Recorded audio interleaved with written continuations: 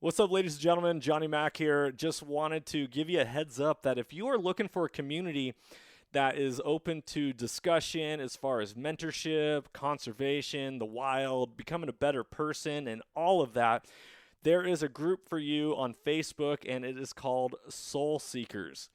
Soul Seekers, we are all about making ourselves a better person. We're all about making sure hunting lasts for generations to come and encouraging people to get plugged in. Whether you are someone who has something to give or someone who needs to soak it up like a sponge, this is a community for you, and I strongly encourage you that if you're on Facebook to join Soul Seekers, and if you're not on Facebook, hop on there just for that group.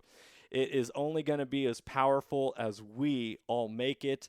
And so just remember that life happens for you, it doesn't happen to you, and that you can't outgive good. You can't outgive good, people. I want you to understand that, and I want you to believe it, because when we believe that and we lead with courage and we lead with intention, lives are changed, lives are transformed, just like on this podcast, transformation through primal adventure. Be blessed. Enjoy this episode. Talk soon.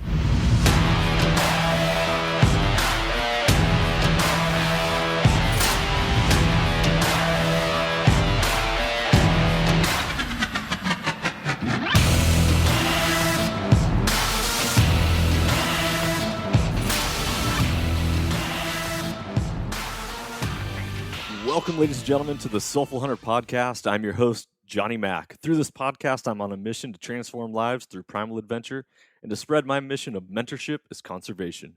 This podcast is powered by Washington Backcountry, a resource for all hunters, both new and old. To find out more about Washington Backcountry, go to wabackcountry.com or search for Washington Backcountry on Instagram, Facebook, Twitter, and YouTube. The Soulful Hunter Podcast is also proudly presented by the Crazy Elk Company. Based out of the state of Washington with products made in America, they are providing solutions with gear to problems you didn't even know you had.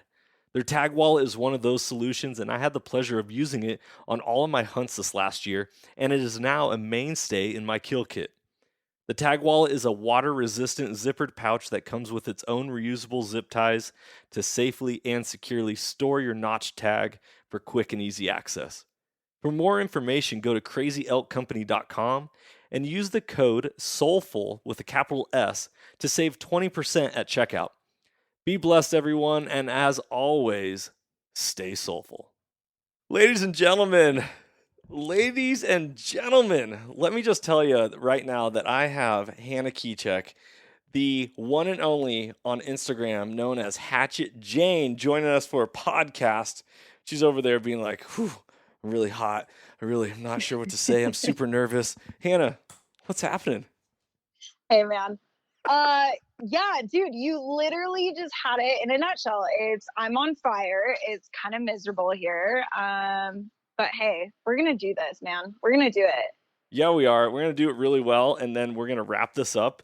And then you're going to come over to my house, and we're going to celebrate America's independence. Yo, And it is I'm going so to be excited. epic. This I'm so excited. podcast, unfortunately, is going to release after the 4th.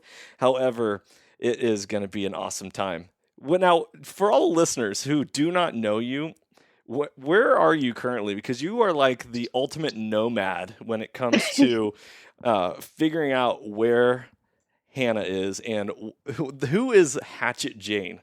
So let's dive into this. So this is one of these episodes that I've been wanting to record for a long time and share, because you are known in the social media world and in the shooting and hunting world as this super badass chick that is dominating a male dominated industry, and you're making a name for yourself. So who are you? Where are you at? And just give it to us. I feel like you nailed it. No, dude, I'm 100% a tumbleweed.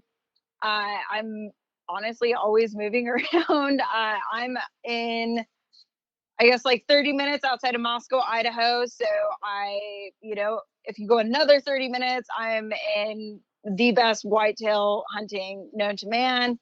And who am I? Dude, I'm Hatchet Jane, man. I'm a photographer. I'm a marketing guru. I'm a writer as well. I'm really trying hard to get back into writing. Yeah, I've been within the industry for about 6 years now, and I want to make it very clear I work for manufacturers. I'm not a freaking influencer in any way, shape, or form. You know what's funny is the term influencer gets thrown out Oh, there so often, yes. and at the end of the day, it's like, well, every person has the ability to be an influencer. Right. If you have a voice and you use your voice, you are already an influencer, whether or not you know it or whatever. And it's not just social 100%. media; it's called leadership Yep. and being who you were made to be. And you do Absolutely. it quite well. And one of the most amazing things that always captures my attention, and I think about quite a bit, is Hatchet Jane's Death to Monotony. Yes. Ooh, I'm so happy that you just brought that up. That literally made my day. Because I'm totally like talking to my logo guy because it's gonna be the next thing that gets made. I don't really know exactly what I'm gonna do with it, but at least there will be a logo. um, Dude, death to monotony. So one time I was coming back from a bear hunt and I actually stayed an extra day and my employer was pissed, like legit pissed. But at the same time, I'm like, okay, that entire bear hunt, like I was also gathering content, I'm out of service, yada, yada, yada. Like I would have got back to my house at like 3 a.m. And I was sitting there and I don't want to say getting my ass chewed. It was more of a like, come on, Hannah, like Hannah, come on, that kind of scenario. And I just remember thinking, like, dude, fucking office, man. I'm a marketing person. My job, like, how do you want me to market an outdoor product, i.e., rifles, guns, etc., from behind a computer, dude? Like, I can't do it. I'm out there, I'm living it, I'm doing it. Let me get photos during that. And by the way, yeah, like it is also like a family bear hunt kind of thing.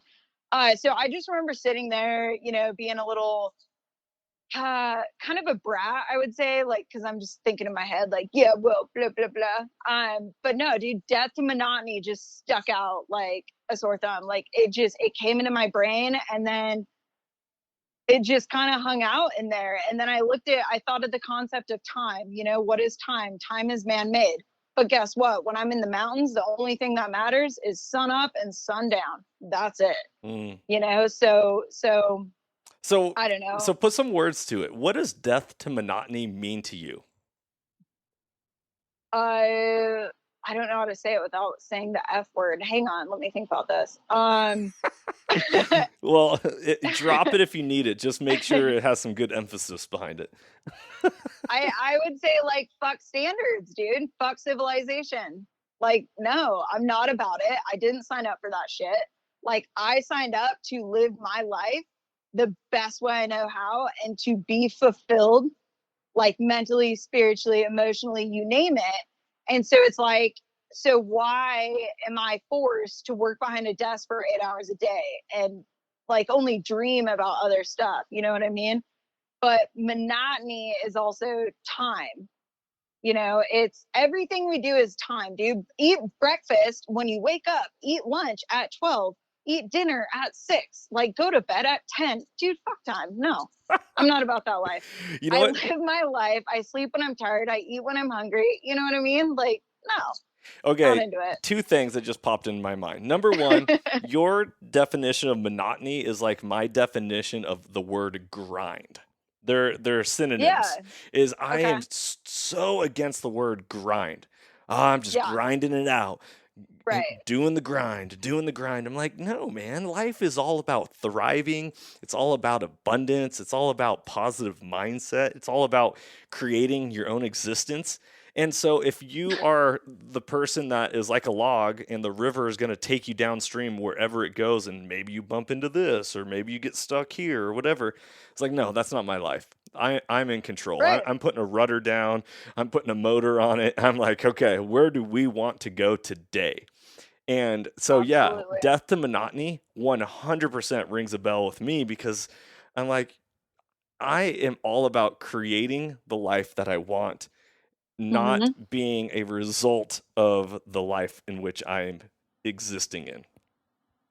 Yep. the other Absolutely. the other thing that that brings it up is, oh man, I just totally lost my train of thought. You had me right there. We were talking about death and monotony, talk about grind, and I'm still hung up on the fact that you said grind because I just pictured like dancing in like middle school, like grinding. well, there. Johnny, that is. But yes, I get it. Okay, I almost hang quoted on. a No, song no, no. lyric right there, and I was We're like, gonna like probably recoup.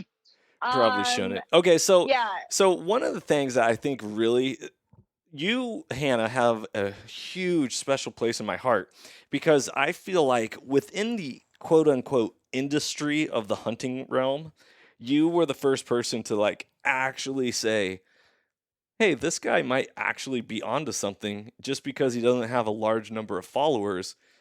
We should actually hear what he has to say and give him some time of day.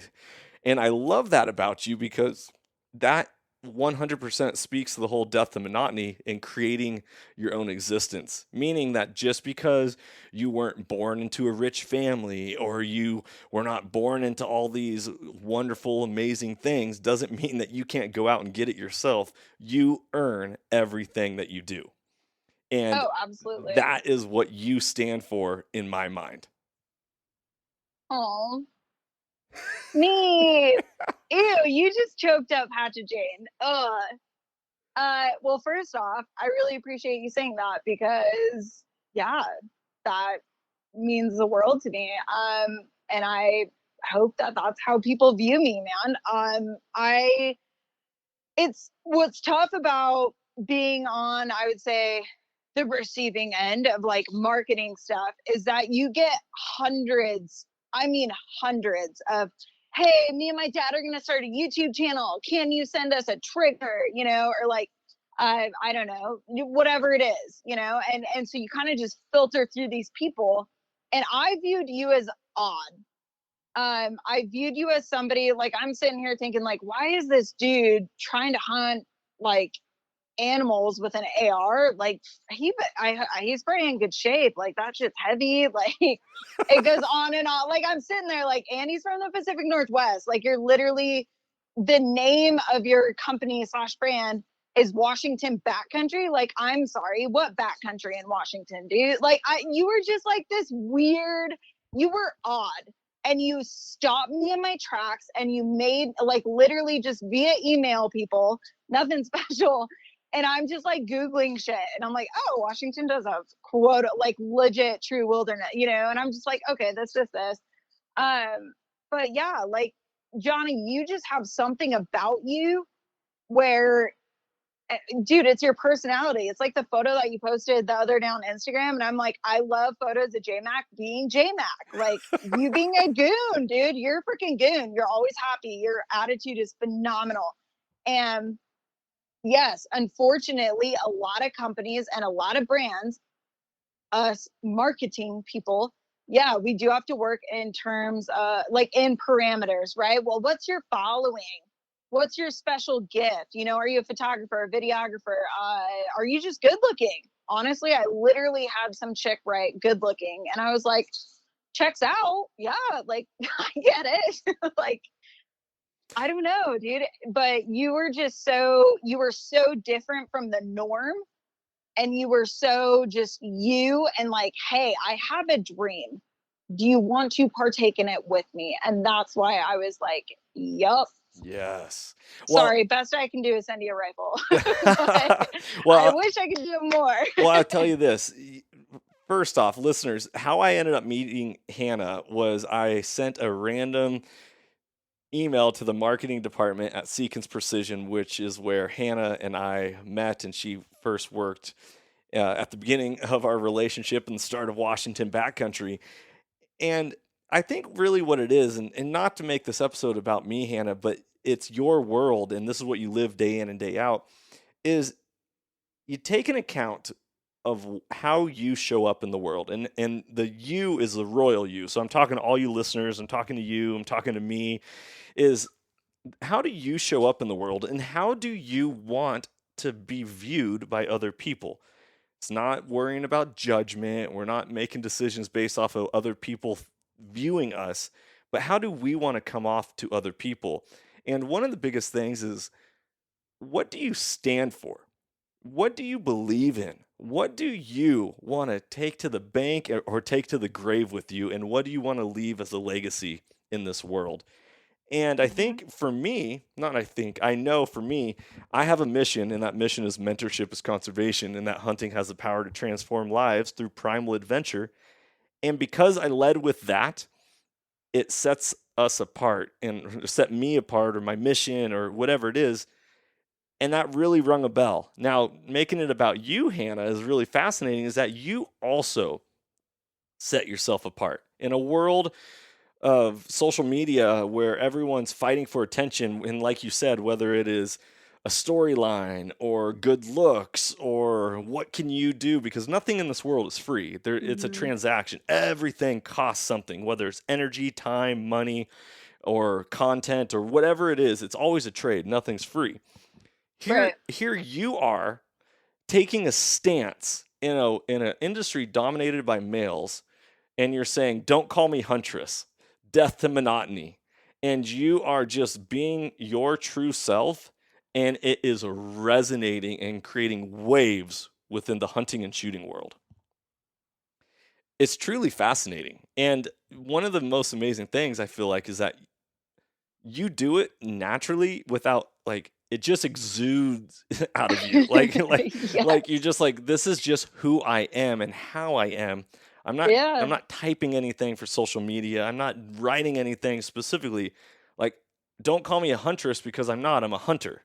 Just because I'm Yep. a female doesn't mean I'm not a hunter. So dive into that. What is your history of hunting, and why is it so powerful in your life that you take a stand for it the way you do? Yeah. Great question. So I grew up in Olympia, Washington. We live more rural, and if you're from that area, you would know that the 5 acres that I grew up on, that's like a lot of land, or space, freedom to move, whatever. But at an early age, like, I mean, I wanted to be outside. Period. I remember like building, because again, Pacific Northwest, like building like fern umbrellas, and my dad would literally like put, like a little, what are they, the fun size like snacks or whatever, like a Snickers outside to like coax me in the house, and the second I go for it, he'd open the door and be like, Hannah, come on, and I, or like a bag of popcorn, dude, I would grab that popcorn and run and go eat it in my fort and stuff. It was awesome. But anyways, okay, getting back to hunting, I guess I'm just trying to say, like, dude, nature to me like resonated so well. Like, I don't know another way to live my life than what it feels like to walk through grass barefoot, or I throw your hand in like a freezing cold river, or look up at a mountain and be like, "Oh, dude, I hope I'm in shape for this," and reach the top. I like those feelings, right? So you take my love for nature and then you throw in guns and hunting animals, right? So I killed my first blacktail when I was 11 years old.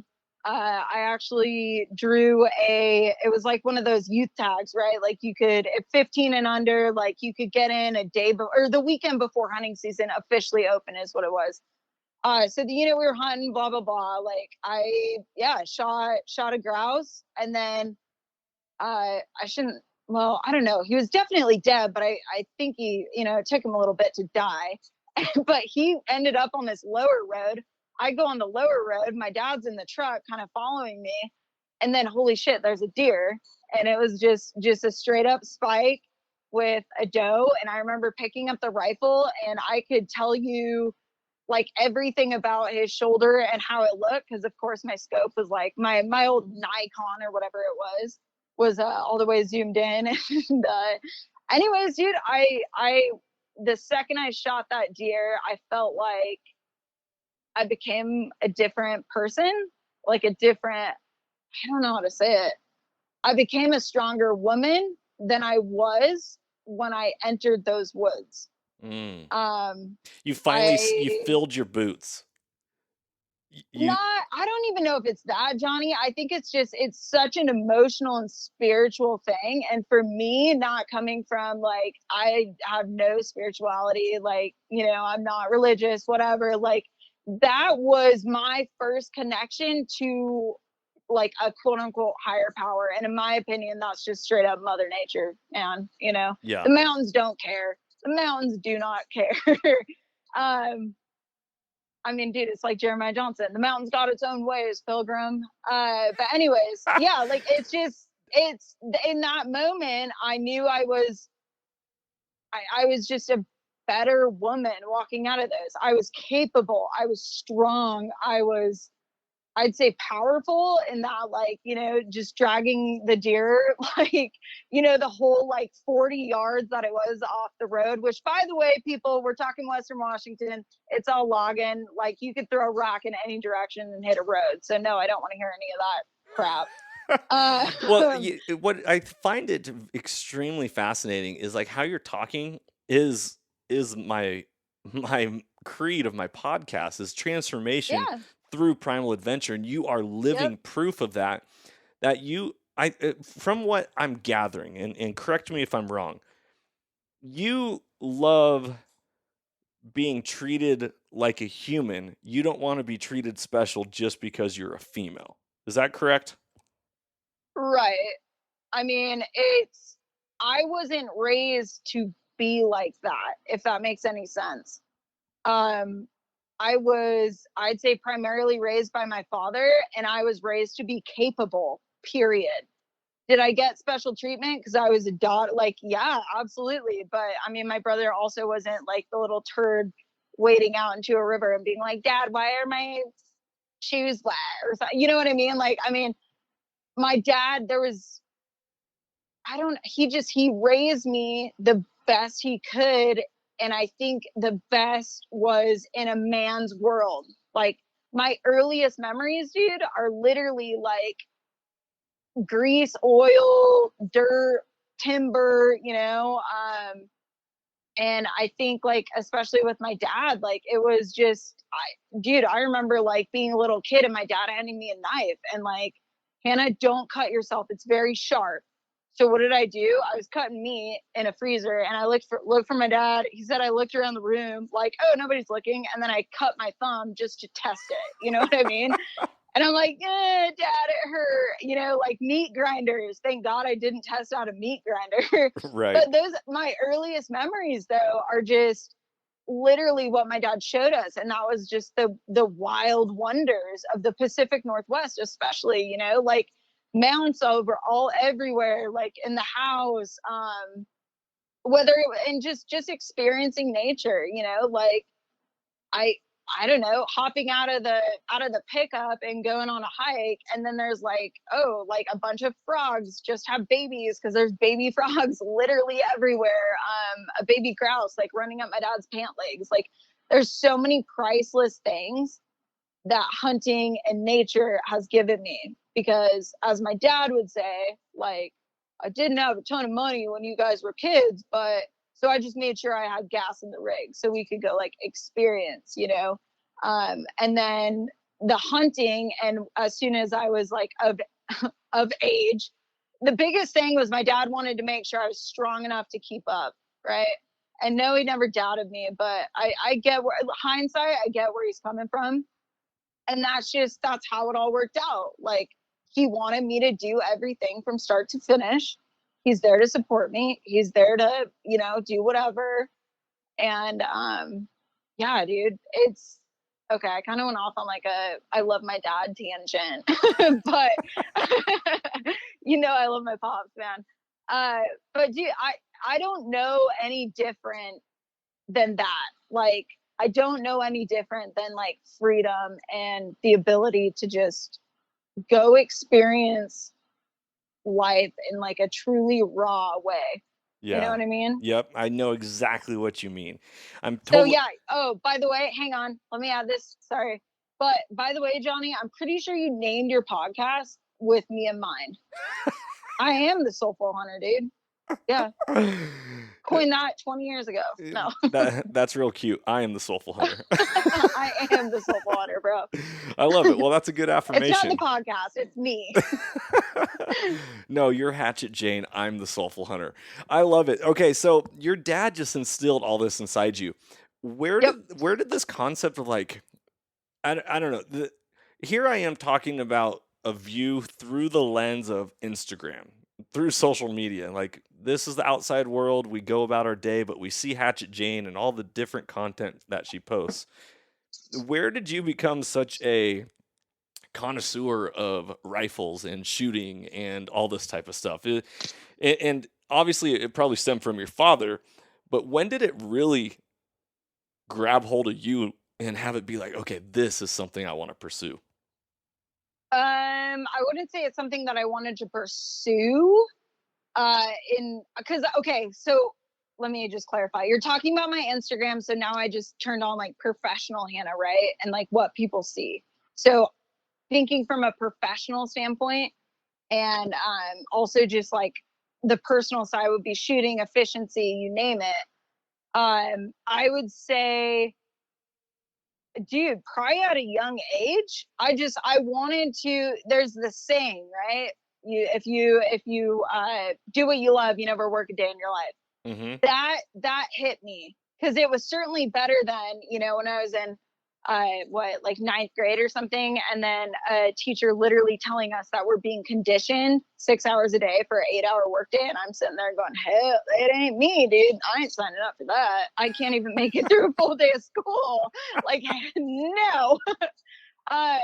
So anyways, like, I think it just morphed, Johnny, to be honest. Like, I took my love for hunting, the outdoors, shooting, marksmanship, you name it, and it would be, number one, I'm a shooter first and a hunter second, because I want to make sure that I am capable of making I don't know how to put this lightly. I want to pile up an animal with one shot, like, done. You know what I mean? Suffering, anyone who's ever hunted, you're going to have suffering. You're going to have like so many different scenarios, and nothing tears your guts up or rips your heart out quite like that.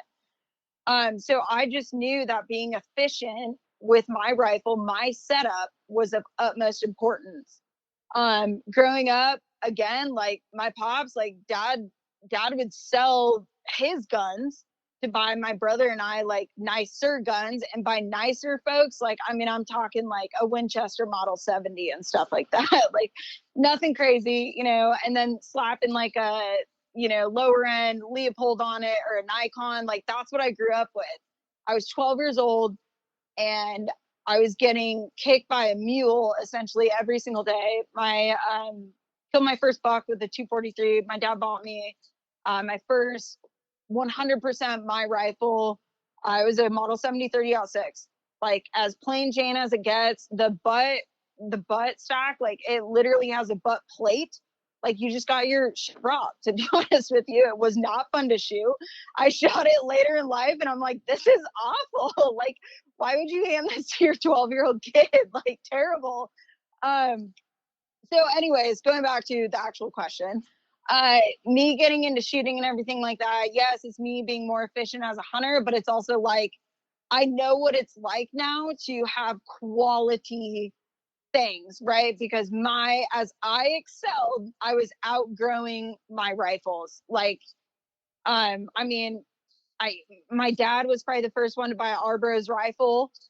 And it was like, holy crap, like, we didn't know that we could be that accurate. It's just like this family evolution kind of thing. And then, yeah, if you fast forward to being 25, 26, when I got in that Seekins, like, it just, having a decent trigger, having a brake, having a decent recoil pad, like, all these things come together.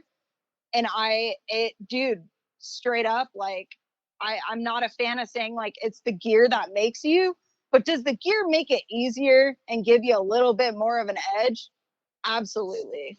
Yeah, that's a really interesting statement and concept, because I feel like being in the world of mentorship and dealing with new hunters, new shooters, a lot of the times, it's hard to invest a lot of money into things in which you're like, "Ah, man, I don't know if I can really justify this budget or dropping that sort of coin on certain things." And Right. yet, like you said, it doesn't make you a better shooter, but it allows the opportunity for you to become a better shooter. I feel like it's if that makes any sense. Yes. So, It's room for growth. You're giving yourself a yes. greater room for growth rather than stifling yourself and be like, okay, well, you can get Right. things done with cheaper quality or less quality products. However, the room for growth is not there.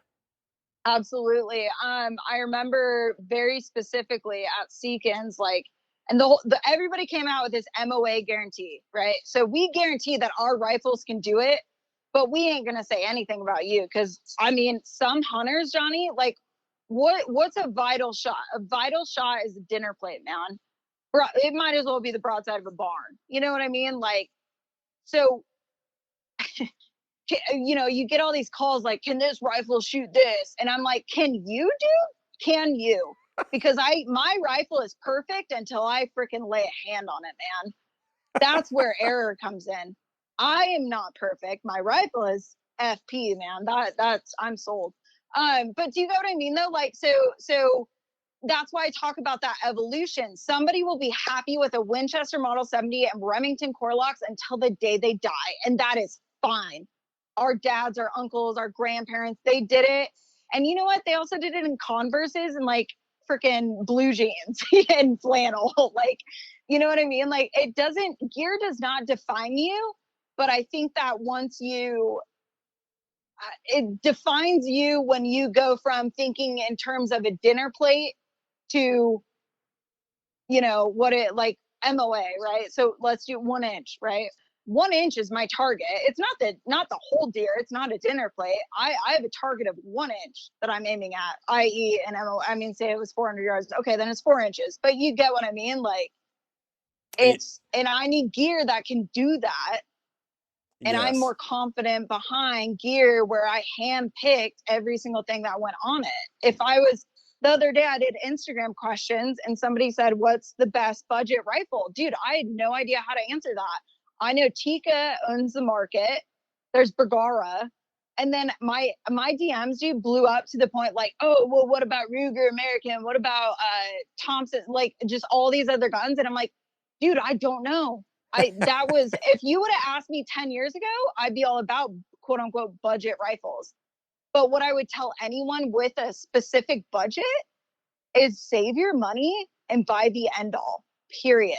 When I was Yes. a poor college kid, dude, it took me, I want to say 3 to 6 months to save enough dollars to buy an Everly stock. I think it was like the X1, X12 or something, like the X1A2, whatever it was. Like, and it was like a $300 pack, dude. Like, nothing crazy, but like, I will save and go without to buy quality and buy the end alls. You know what I mean? Yes. I do because two different things. You brought up a couple things I wanted to touch on. First off, is anyone can drive a car, right? Yep. You can get a Ford F-150, the most purchased vehicle in America. Ugh. But driving a Porsche is so much more fun, and you get Right. so much more reward out of it. And it's not meant for everything. But if you're talking about getting from point A to point B, dropping that top and working those gears is so much more fun than just hopping in and riding down the road in a truck. Because I've Right. owned both, and I speak from experience, not just an opinion. So with that being said, I also come from this perspective of athletics where if you don't feel good about yourself, if you don't feel like you have confidence, you don't act with confidence, then more often than not, you're going to show up and just poop the bed because you're not playing like you can.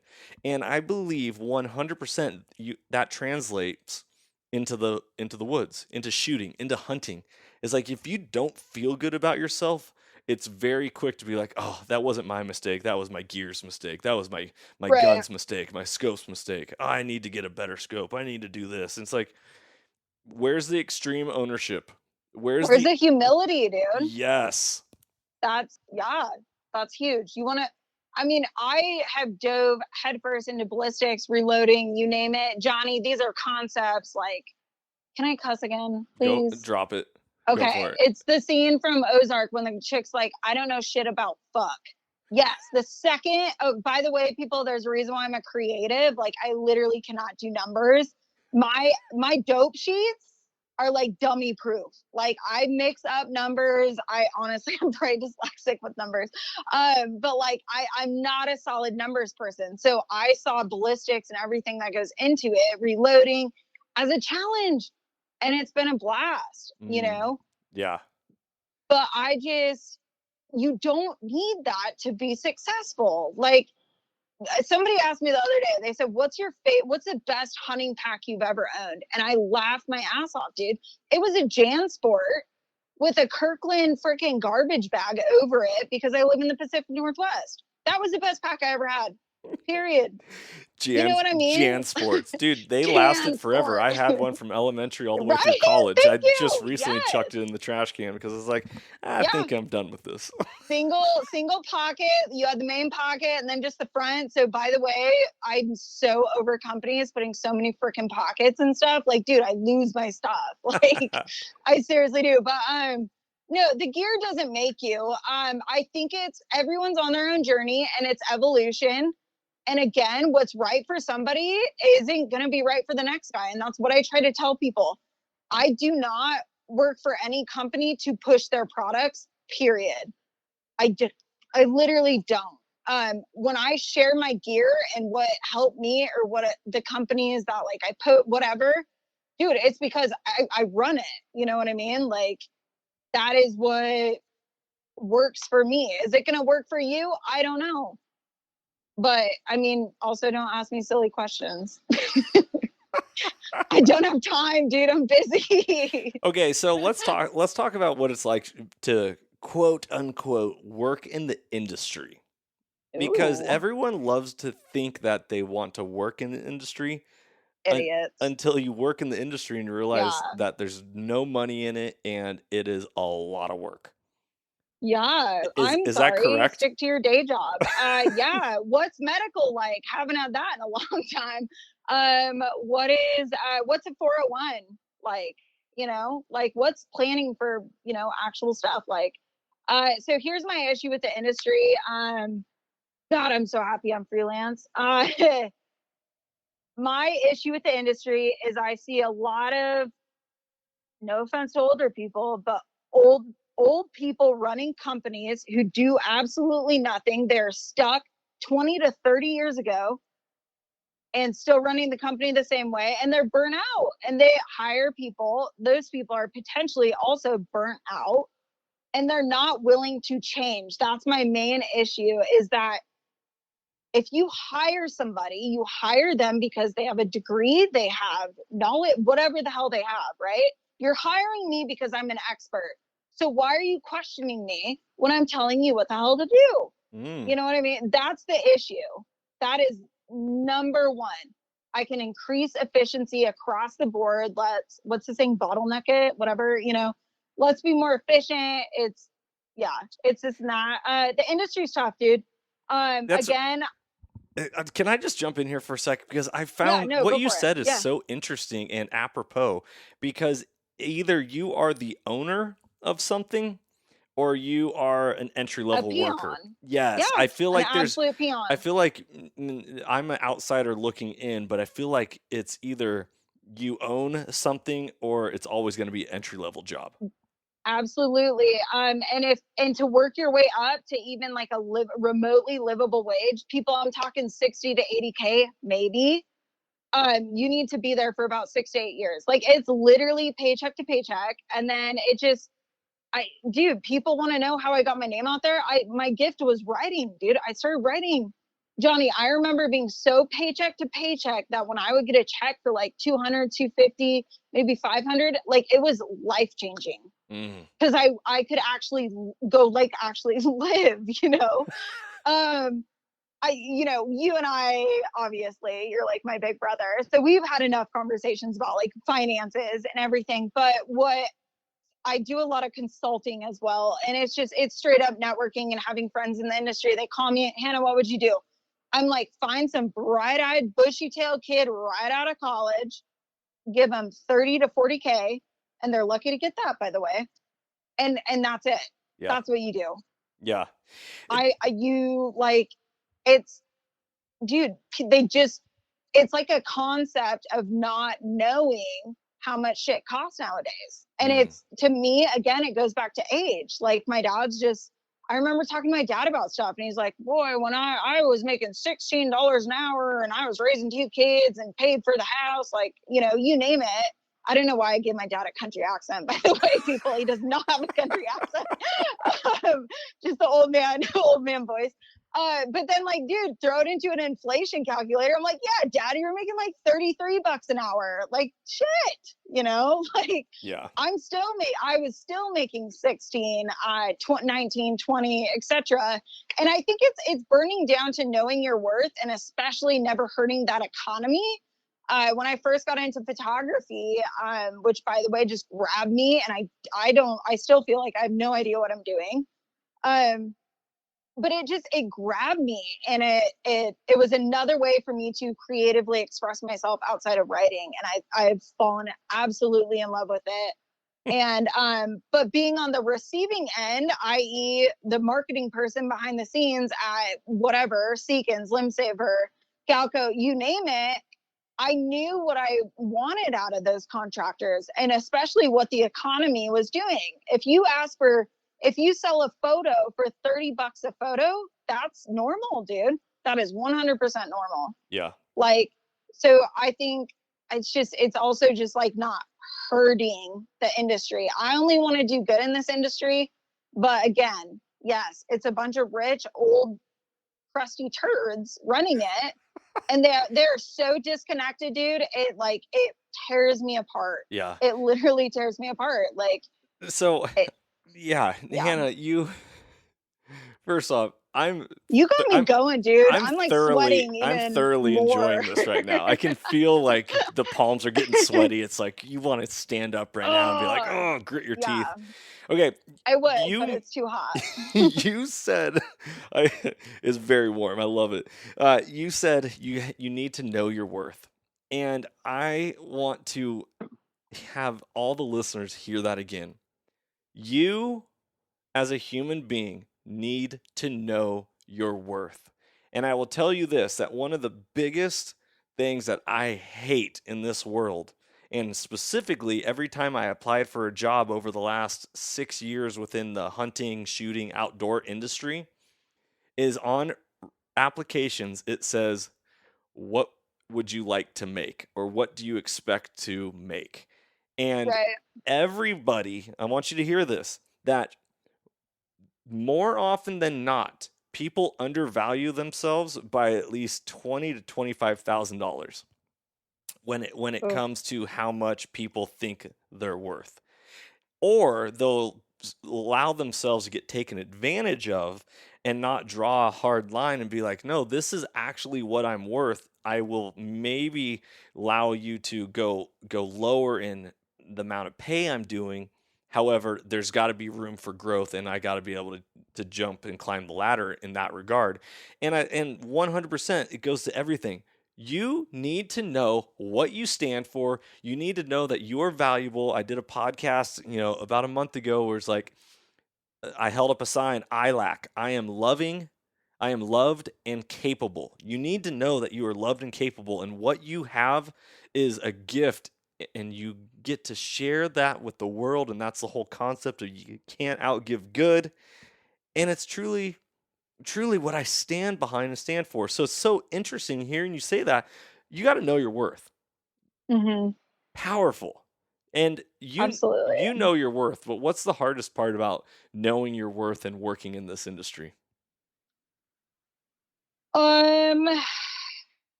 I would say anyone who turns their noses to like $30 a photo or something like that. We're talking tires, wear and tear on my vehicle, me standing on a rack, potentially about to die, if I go off the other side while getting this photo without medical insurance. You know what? There's so much that goes into it. Gas. Like, I'm not going to sit there and invoice somebody like, you know, I'm in a, like an attorney invoice, I don't know, doctor invoice, you know, like the really intense ones. I'm not going to do that to people. So what is my time worth, and what can I capture? Where do I have to go? Here's your quote. If you love it, perfect. If you don't like it, perfect. You can go get subpar shit from somebody else who's going to be, they're still probably in the free product phase. You know what I mean? And trust me, folks, I did the free product phase up until about a year and a half ago. I don't do that shit anymore, dude. I don't. Products Like, don't pay bills. they don't. You know what does pay bills is working on your goals and your dreams and mastering your crafts and your God-given traits. And that is what pays bills. And the ability to learn to say no, dude, or just learn to say, hey, maybe it's not a great fit. I don't work with contracts with people. Yeah. I don't want to get stuck in a 6-month thing and then just like, if they're unhappy or I'm unhappy, like, no, I ask every single client every single time, hey, what are our marketing messages this month? Is there anything specific you would like me to capture? Like, how can I help you more than just a still photograph? You know what I mean? Like, what can I contribute? Like, that's the biggest thing. And I think that that's like my issue with the whole influencer thing. A lot of companies see me as an influencer, and I've blood, sweat, and tears in this industry. I'm not a damn influencer. I don't push shit that I don't believe in. I don't talk about shit that I don't believe in. And I sure as hell don't cash a check to push a product. You know what I mean? Like, I'd say right now I'm an ambassador for Silencer Co. Adore, love Silencer Co. across the freaking board. And Holtzbruck hatches hatchets and axes. You know, that's what they are. But they don't like, dude, they don't like, that's it. That's it. But you know what I also did with like half those is like I turned them into actual paid gigs because they're getting content from me because I'm a professional, not just a face. It's powerful. I'd say that, dude, that's the toughest part. Johnny, somebody wanted, when the dude reached out to me about Silencer Co., I'm like, like, you know, the whole ambassador thing, you know. And then no, dude, but I already knew half the people there. Everyone I know who works at Silencer Co. is happy. You know what I mean? Like, they're fun. It's a good group of humans. I love that. I'm about that. I stand behind the company. And it was just, I remember like talking to the dude and I was like, I mean, so like if I send you photos and stuff or like tag you, whatever, like, do I have to be in them all the time? Because you understand I'm the photographer, not like the model or whatever. And he's like, oh, I don't care if you're in them or not, you know? And I was like, perfect. This is my company. Like, perfect, you know? And I mean, God, I quoted a guy the other day. I think he wanted me behind the product and I've never laid hands on the product. And I was like, so I told him that for me to be behind the product and send him my cost per photo would be $175. And that shut him up real quick. Yeah. It's not worth my time, dude. That's a lot of time, energy. Yeah. Thankfully, I have a lot of poor saps who I can just, dude, I will throw my camera, get the settings right, and just give it to somebody. Here, stand right here. Nope, squat. Nope, lay down. I want this angle. I want this. I want this. Like, it's terrible, dude. It's not fun, you know? Yeah. How much of all this like relationship building and it's not what you know, who you know, came out of you starting to attend the expos and the shooting expos, hunting expos? Probably zero. And by the way, I attended those as an employee. So I was probably the girl who was standing funny because I was literally going to piss my pants. No, yes and no. I personally, so like it came down to, am I going to SHOT Show, right? So Galco was asking me if I was going to SHOT Show. I'm sitting there running numbers, man. And I'm like, how do I justify $6,000 to go there? Basically shake hands with people, probably spend a lot of dollars because I love old fashions. They're not cheap in Vegas. Like, dude, I don't see the value in it. You know, if I I don't see the value in it. I really truly don't. If I was truly an employee somewhere, if I was W-2, yes, there'd be value for the company standpoint. But for me, where I'm at, building my own business, being myself, Hatchet Jane, like, no, dude, I don't see value in that. If I, again, coming from a company standpoint, absolutely, I'd be hitting up, there's always a roster. Like, okay, so say I was a gun manufacturer, how many booths can I get my guns in? I'm talking to optics people, I'm talking to trigger people, I'm talking to everybody, because they're going to handle it. They're going to see it. Like, there's so much value. But as a single person, Johnny, I don't know if I would know like where to start. Hi, here's another card. I'm an outdoor writer and photographer. Here's another card to add to the stack. Like, you know what I mean?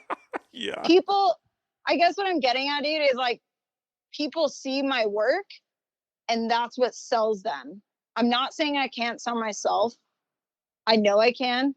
I'm just to the point now where a lot of doors are opening and I don't necessarily need to sell myself anymore. Yeah. No, it's a good place to be, but it's also like, ugh. But it took a long time to get there. So much time, dude. So much time. And it's never necessarily steady either, and that's kind of the biggest thing. Like, going from 5 figures a month to having enough to pay your bills the next month. Like, I mean, like, eyeing your savings account, like, ooh, should I pull? Like, like, it's never stable. It's never steady. So again, like, I, me, like, I'm the type of person, if there's an opportunity, I hop on it. Like, that's the way you have to be in this industry, especially if you're, I guess, in my shoes and you're freelance. And yeah, I'm always on the lookout for good companies, man. There you go. So, and people I want to work with above all, Yes. Yeah. You're what they say, you're the sum of the people that you spend your time with. You're the you're the average of the people in which you spend your time with. So are you spending your time with companies and people that you don't really care for or want to invest in? It's very interesting. All right, one of the questions that I want to ask you is based on your hunting history, because I've known you for quite a long time, and a lot of people might not actually understand that you've had a lot of different hunting successes over the years, and a lot of that is because your father, bless his heart, shout out to Dad, Mr. Kycek, is because he started putting in for tags for you at an early and young age. So you have drawn a moose tag in the state of Washington. You've gone to Colorado, shot just absolute stud mule deer. You've dominated Idaho. Out of all these different hunts that you've done, you're not just a face and a shooter and someone who takes photographs. Out of all these hunts, what hunt stands out the most as like this, man, if I could go back and do that again, I would in a heartbeat? Oh, that's tough. Go back and do again? None of them, man, because that's just the way they turned out, I love it.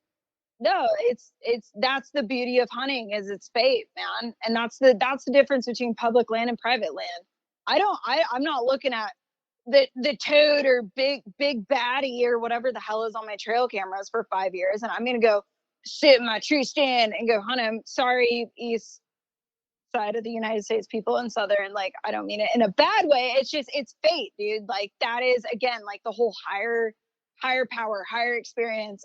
That's how I feel about it. So no, there's nothing I would go back if I could specifically relive it and never change. I'm not going back in time to change anything.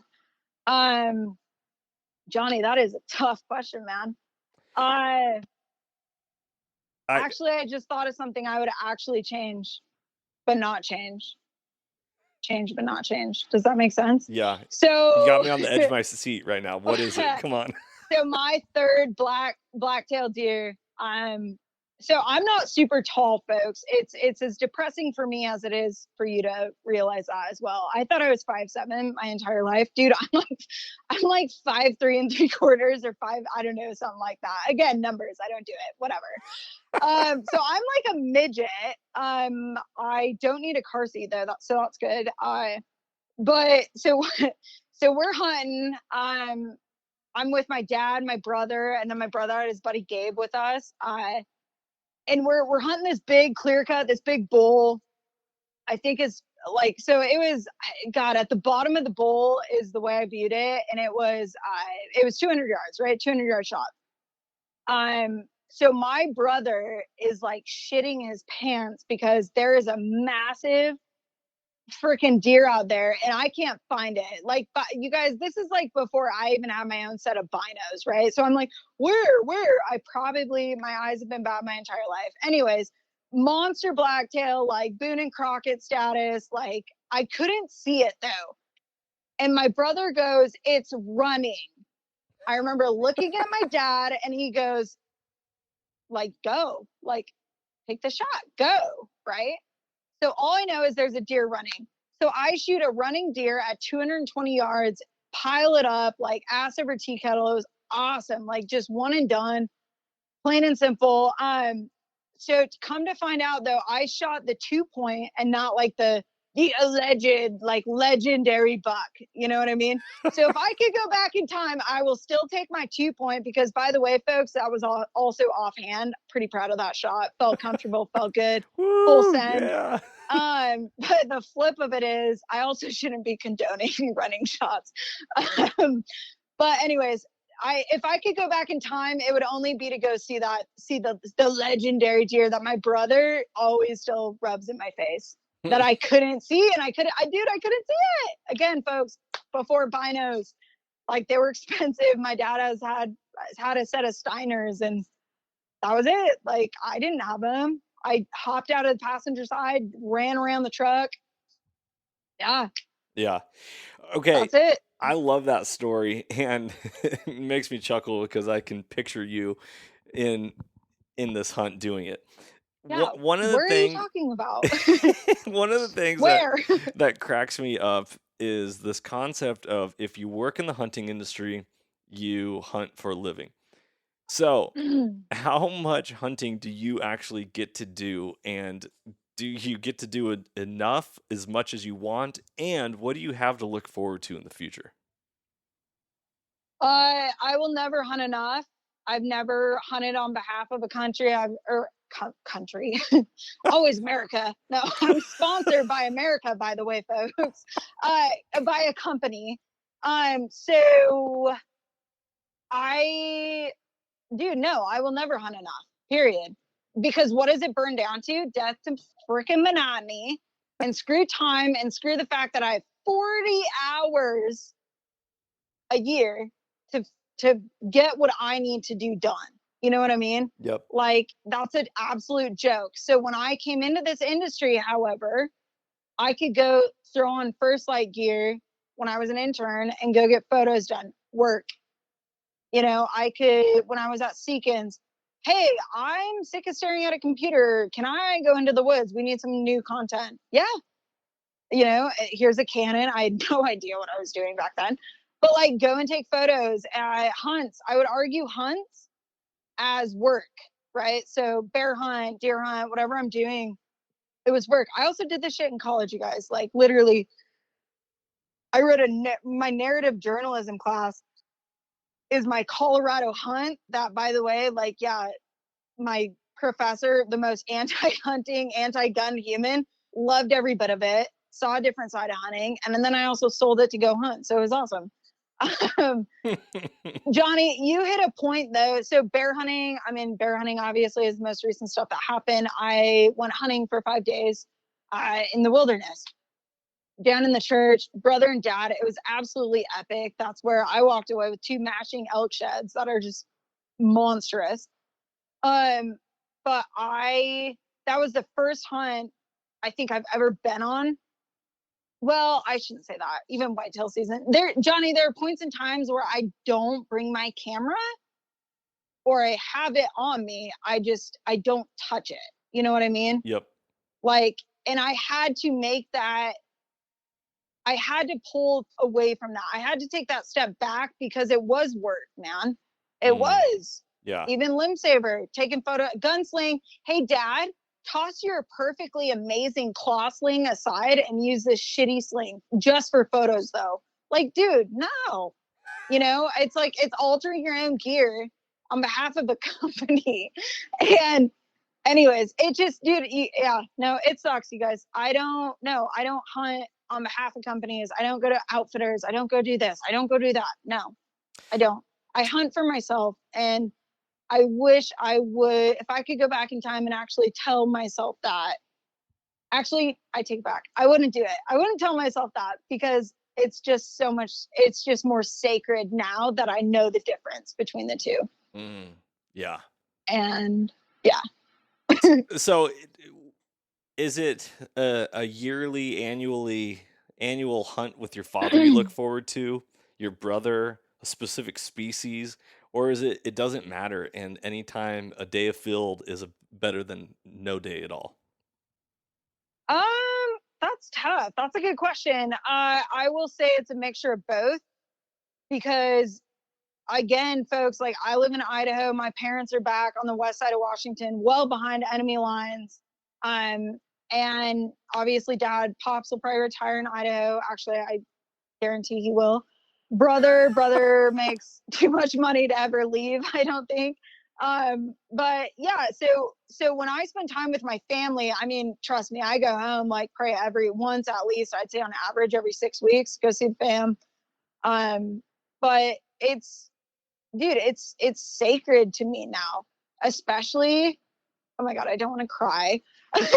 But like seeing my dad get older, you know, that's not easy. Yeah. New topic. Well, it's just like it's tough, man. Like, it's, well, shit, I only got another couple of years of doing this kind of stuff. Like, dude, my dad is tough as a mule, and like anyone who has a phenomenal relationship with their father and they admire them, yeah, it's tough to see your folks getting old. Yeah. And even my brother, I'm like, holy crap, he's turning 33. I'm 30. What the hell? I still feel like a 12-year-old, like, probably, I don't know, like tomboy. Like, we're getting older, you know what I mean? So the time has just become far more precious, and that's why, like, I can never say no to that. And a good day of field, so I hate to break it to the audience, but a lot of the photos where you see me behind a gun, I'm more than likely not shooting. Crazy, right? Crazy concept, marketing. But even just being out there taking gun porn photos, even that's a good day. Any day is a good day when you're in the mountains, in a field, anywhere. You're out there and you're not surrounded by walls that you pay for, which still blows my mind. Like, why do we pay? We pay for walls around us. I literally don't understand that concept. Yeah. But yeah, like, okay, my brain just went to like, dude, the cabin is so hot right now. And it's, okay, I only laugh, Johnny, because I almost said, like, we pay for walls because it's safety, security. Yo, anyone could kick in my front door in like 2 seconds. Like, there's no lock half the time. Like, all the windows open. Yes, I have wood, but like, and it's like, oh, well, home is home, and it's out of the elements. No, dude, I'm in the elements. I killed 2 mice today. Like, it's basically camping, and I love every damn bit of it because I get to see the sunrise and sunset, and it's gorgeous, and it's a few acres. Like, which, by the way, folks, I do not own this dump. I do not own. I am renting. I will not claim this as mine. But yeah, anyways, yeah. That is hilarious. Okay. so, oh my gosh, that's hilarious. Okay, so final question to wrap this up, and this actually could have been a podcast all to itself. Because I've asked you this question before, and your answer always makes me chuckle. I like to ask people, because we talk about, the transformation through primal adventure, and this being the Soulful Hunter podcast, is what has hunting done for you? And so I love asking guests that question. I've asked you this before, so I'm going to ask you again, Hannah. Without, this could have been an episode to itself, but it's not. So what has hunting done for you and your life? Oh, I hate questions like this. No offense, because I view them as dumb questions, because I don't know how to differentiate, like, if I were to pull hunting, nature, outdoors from my life, I don't know who I would be. Mm. I would probably be very materialistic and fake and superficial. And like, hey, let's not go to a dive bar. Let's go to the club, girls. Like, and just not me. You know what I mean? Like, it built me into who I am today. And I think the main thing is, again, same quote, Jeremiah Johnson, the mountains has its own ways. I love that the mountain will not forgive you. If you forgot your water, you're hosed. If you misstep and break your ankle, you're hosed. Like, dude, I love that. It's me going back to the way I should be living every single day. So that is why that question is like tough to answer. Like, I I can't picture my life without hunting, because hunting and me are just I identify as a hunter. Like, I mean, it's just, dude, it's me. It's me. There's no separation. It is just a Yeah, continuation of your life. right. It teaches me to like laugh and teaches me to be lighthearted, because you can't, like, when you're hunting and there's like a torrential downpour and you're standing beneath a tree and like giggling, like, that you wish you would have brought some rain gear, but it's too heavy, like, you did it to yourself, and it's that point of view. But then it's also like, whenever rain hits my face, like, dude, it's like, well, one, I'm thankful for kind of getting a shower, and two, it's like you're being baptized, man. Like, it's like mentally, spiritually, emotionally, it's who I am, and it resonates with me in so many different ways that, again, dude, I couldn't picture my life without having that. And that's why, like, I chose this profession. Totally. Totally. Love it, Hannah. You are savage, and you're an I incredible know. human being. Yes. Yes.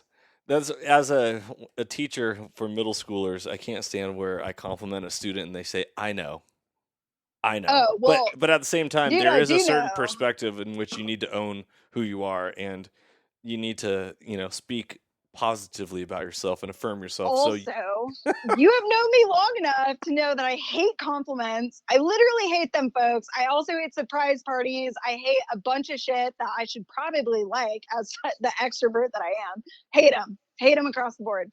Tell me I'm beautiful. Yeah, dude, I will Han Solo you until I'm red in the face. I know.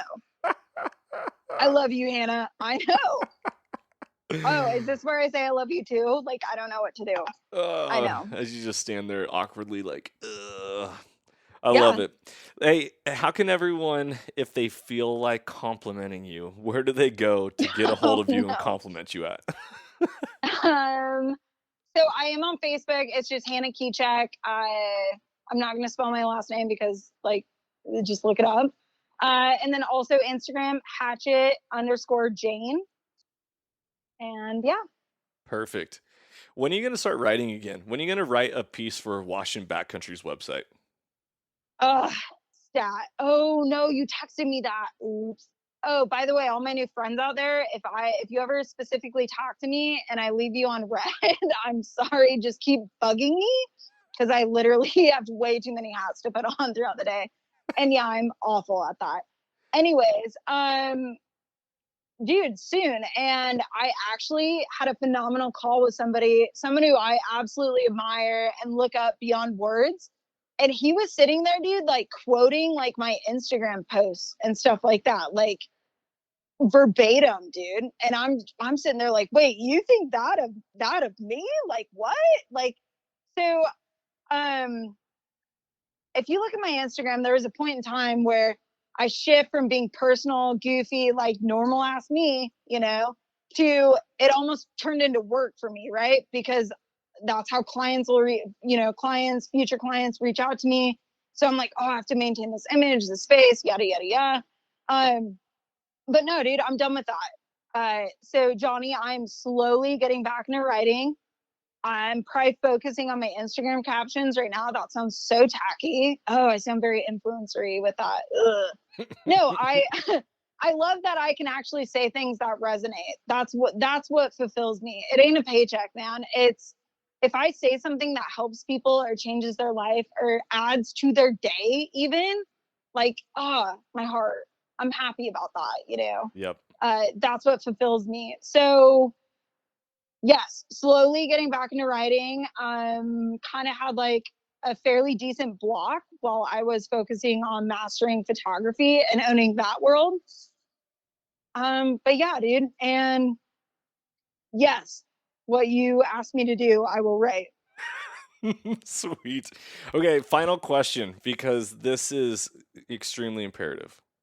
Yeah. What's more important, a good trigger or having your eyebrows on point? Oh, that is tough. Am I speaking right now or like 5 years ago, Hannah, where they were burned off all the time because I love throwing gasoline on fires and being a rowdy turd? Let's talk about right now. Right now, trigger. There you go. Trigger. Always a trigger. I don't run any specific trigger on my Arbro 7 Psalm. I run it's a Jewel. I have Timney Calvin Elites on like half of my other guns. That trigger's phenomenal. I would love to do like a blind test on triggers because let's face it, folks, if somebody's pushing it, it's probably quality. And unless you have enough trigger time into it to actually know what the hell you're looking for, you ain't gonna know a difference. All I can say is if you have a gun that's has anything over, I'd say, a 3-pound trigger, please, for the love of God, update your trigger. It will change the way you shoot. I swear to God, it'll change the way you shoot. It'll absolutely change your life. I would say trigger and muzzle device. Like I run bastards pretty much across the board. And then I also, but now with silencer co and everything, like, dude, shooting suppressed is like legit. Yeah, it is. I mean, it's so shooting suppressed is phenomenal. But if I was just someone, make sure you're buying guns with threaded barrels so you can put a muzzle device on it because I'm sorry, it's 2021, folks. We don't need to keep getting kicked by mules. You know what I mean? Right. Training your right hand, or I guess if you're a lefty too, but like training your hand to relax, chill. The trigger was the biggest upgrade for me because you're like, we were taught to just squeeze, squeeze, squeeze. The gun should surprise you when it goes off. I say bullshit. No, it's good when it's good. Mm-hmm. You're at the bottom of your breath, let it fly. Yeah. And yeah, dude, pulling back a 6-pound trigger when you know that you're gonna get your shit rocked is not fun. Yeah. Period. Totally it's agree. Not fun.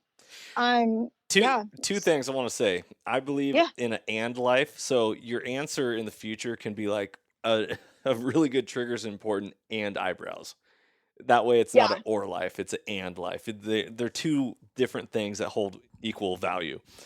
But also I just experienced in Kelbley's rifle is it Bix and Andy Dakota trigger? Oh my gosh. That's what I got. Phenomenal. Absolutely. Probably the best trigger I've ever felt. But I will say the best factory trigger I've ever felt is on a Kimber Adirondack or the Mountain Ascent rifles. That is a phenomenal trigger.